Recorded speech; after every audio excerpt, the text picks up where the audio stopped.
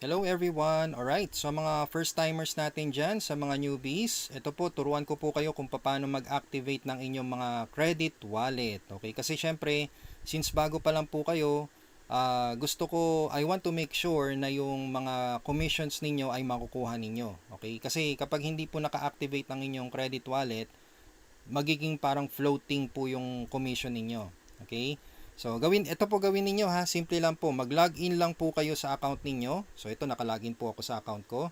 Punta lang po kayo dito sa tatlong bars na to. Okay, tatlong bars. Pindutin nyo yan. Then, punta po kayo sa My Earnings. Okay, yan. My Earnings. Ayan, alright. So, ngayon, ang next step, madaling-madali lang po. Ito lang po ang pipindutin nyo. Yan lang, okay? Transfer commissions to credit wallet. Pindutin nyo po yan. Pag pindot nyo po yan, scroll down and piliin nyo lang po yung pinaka-last. Yan. I would like to transfer or I would like to credit all my earnings to my credit wallet account. Tapos save nyo lang po. Okay, save. Pwede din naman to, pero kung malaki na yung income ninyo, okay? Tapos pwede din to kung ayaw nyo na pong matransfer yung mga commissions ninyo sa credit wallet nyo pag naka-bank account na po kayo. Okay?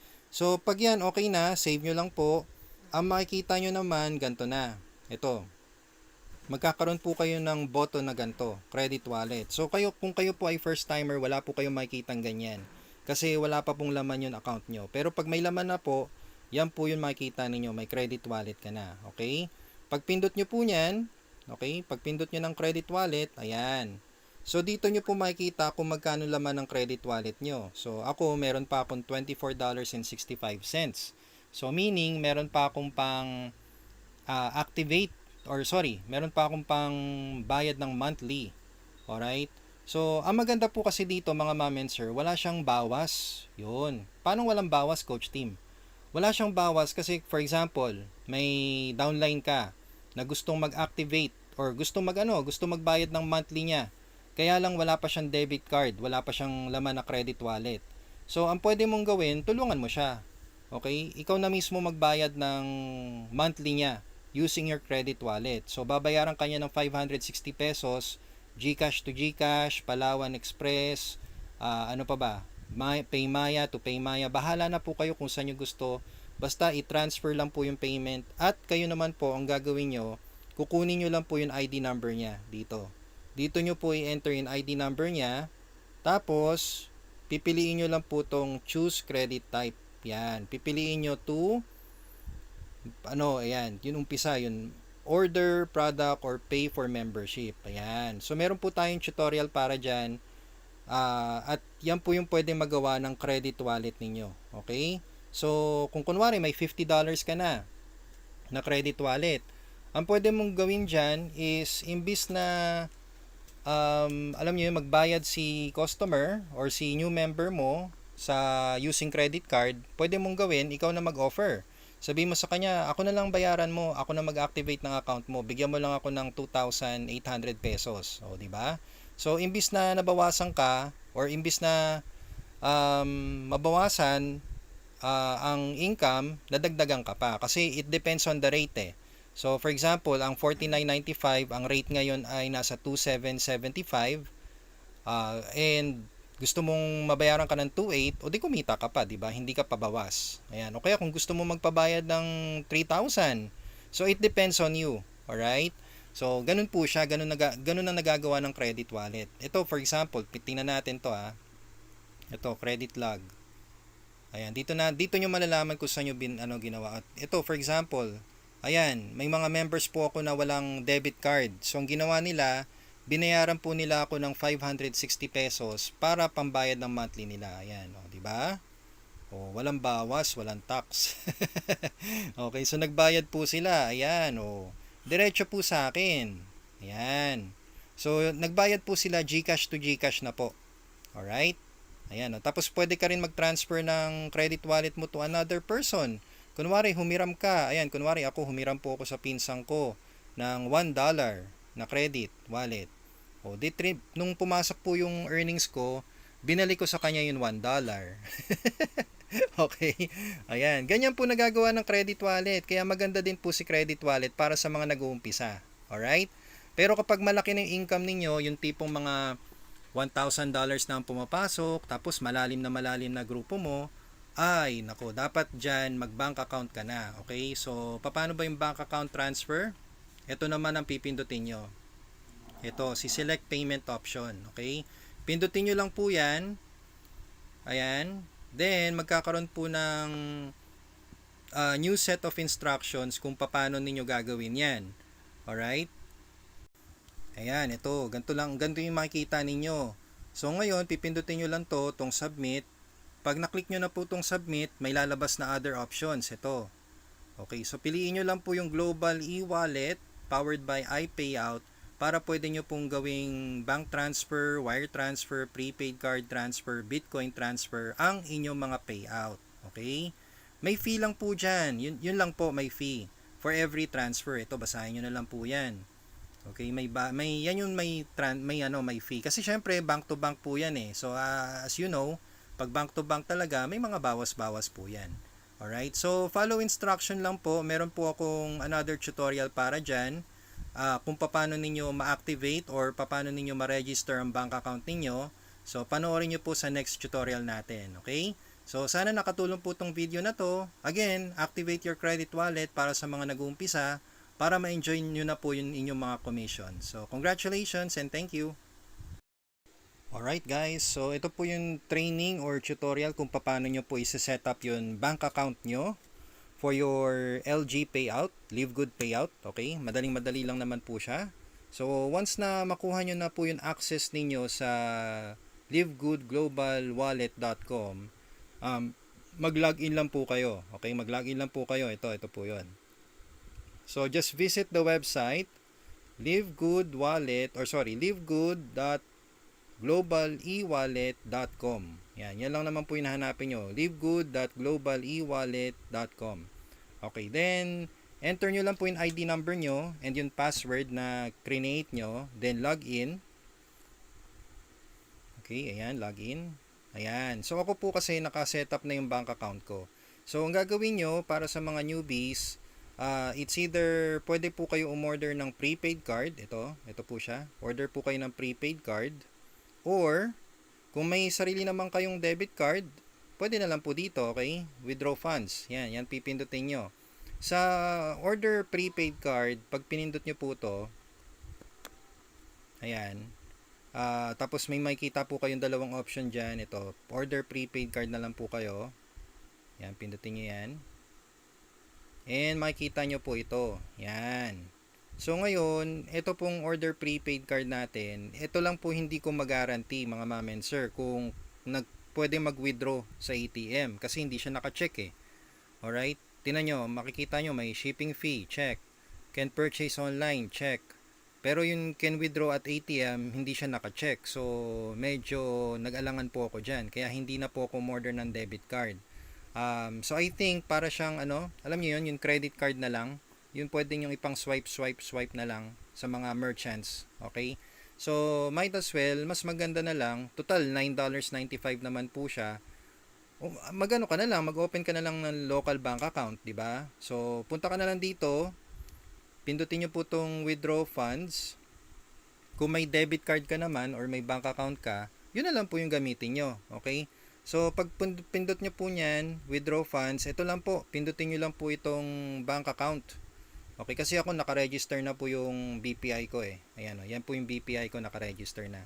So ngayon, kung kayo po ay first timer, pindutin nyo lang po yung bank account. Pag pindot nyo po niyang bank account na yan, ito lalabas. So all you need to do is just to fill it out. Okay, madali lang po yan mga ma'am and sir. Gawa ka lang po ng account nickname. Okay, kunwari LG Payout. Yan, pwedeng nickname yon. Swift code, tsaka bank code, nag-google po ito. Search nyo lang po sa Google, kunwari BDO Swift Code, BDO Bank Code, o kaya BPI Swift Code, BPI Bank Code, yan. Tapos yung account number nyo, okay, account number, wag po yung card number ha, iba po yung card number sa debit card account nyo at yung account number, magkaiba po yun. Okay, then, i-repeat nyo lang po yung account number, okay. Then, ayan, total naka-ano naman po yan eh, naka-automatic currency oh. Ayan oh, o di ba? Okay, next po dito sa baba, bank name. So ano ba yung bank name? Branch name. Okay, branch address. Yan, kailangan nyo po yan. Then, address po ninyo dito sa baba. Alright? So, fill out nyo lang po yan. Ako, madaling-madali lang po yan. And kailangan nyo lang po maging ready sa mga requirements like ID. Okay, ID nyo. Kung may driver's license, much better. Basta government ID po. Okay? Then, kailangan nyo rin po ng bank statement. Okay, for verification. Pwedeng digital copy. Nare-request po yan sa bangko. I think through email or through your app. So, kailangan nyo lang pong kailangan nyo lang po i-request through the app. Ako po ni-request ko lang po sa BPI through app. Tapos dinownload ko lang po print out version. Tapos screenshot. Pagka screenshot ko, okay na po yun. Pinasa ko na po dito kay Livegood. Kasi kailangan lang naman po nila makita na ikaw po yung may-ari ng bank account. Okay? So, hindi po siya yung bara-barang, alam yun, bara-barang verification. Kasi usapang pera po talaga to eh. Alright? So, pag okay na po yan, pindutin nyo lang po yung continue.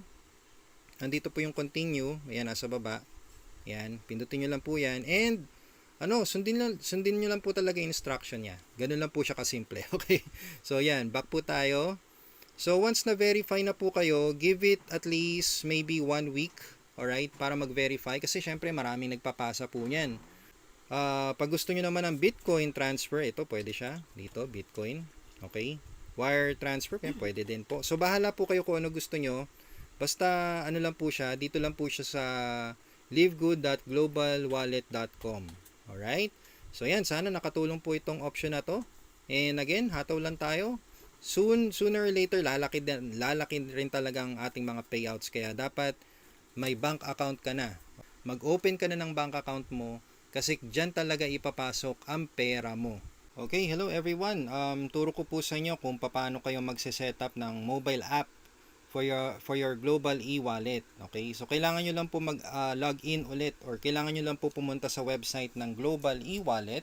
Okay, hanapin niyo lang po ang livegood.globalewallet.com. Ito po siya yung nasa taas, yan oh. livegood.globalewallet.com. Okay, hanapin niyo lang po 'yan. Pag naka-login na kayo, ganyan, wag niyo munang pipindutin yung login, okay? Pindutin niyo po yung katabi. Ito po. Take me to my mobile app. Yan. Kung wala pa po kayo niyan, pindutin niyo lang po 'yan. Okay? Make sure na naka po yung ID number nyo, tsaka yung password po ninyo. Okay? So, hintayin lang po natin makapasok. Ayan. Ngayon, may instruction po siya. Ayan o, kasi kailangan ng code. Alright? Para makapasok po kayo. So, ngayon, da-download lang natin. Ito, pipindutin nyo lang po itong kabilang, itong nasa kabilang screen. Pindutin natin ng Google Play. Yan. Para ma-download natin siya. Ayun, okay. So, ngayon, install lang natin ang Now Wallet. Yan, install. Mabilis lang siguro to, no? Medyo matagal pala to. Mga 5 seconds. Okay, ayan na, installing na. Okay, yan. Ngayon, open natin. Okay, open. Alright. Ayan, hintayin natin to.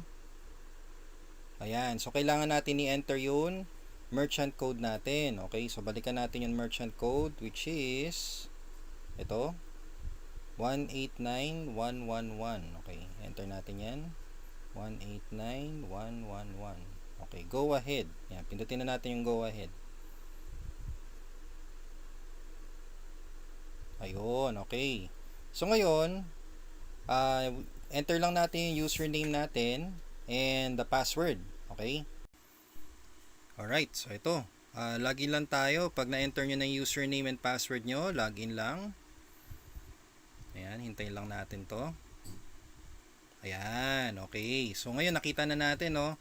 So makikita nyo na nakapag-withdraw na po ako dito. May commission payout na rin. Alright, ito po yung first payout ko. Sinubukan natin kung legit ba ang payout kay Livegood. So yan, nakuha natin yan. Na-transfer po yan sa BPI account ko. Okay, and ano lang po ito, check lang po natin dito kasi ito po yung magsisilbing tracker po ninyo for your payout sa Livegood. Okay? Ngayon tingnan natin ang iba pang features nito. So basically, pang monitoring po talaga tong app na to, mga ma'am and sir. Pag na-activate nyo na po yung Global e-wallet nyo from the actual application, dito nyo po makikita yung yung ibang transactions nyo na. Okay, for example, ito si overview, ito mga nasa baba yan, si overview, sino pa ba? Si activity, yan, si withdraw, cart, yan, profile. Check natin si activity. Sa activity wala pa naman po kasi kasi naka-transfer commissions to credit wallet po ako. Kaya wala po siyang ganong activity na from April 1 to May 21. Yan, okay? Then withdraw, ayan, pwede po kayong mamili ng account or kung gusto nyo po mag-add ng account, okay? Kung saan pwede i-withdraw yung nyo, pipindutin nyo lang tong plus sign na to. Ayan, pwede kayong mag-add ng bank, add wire profile, or order prepaid card. Ayan, okay?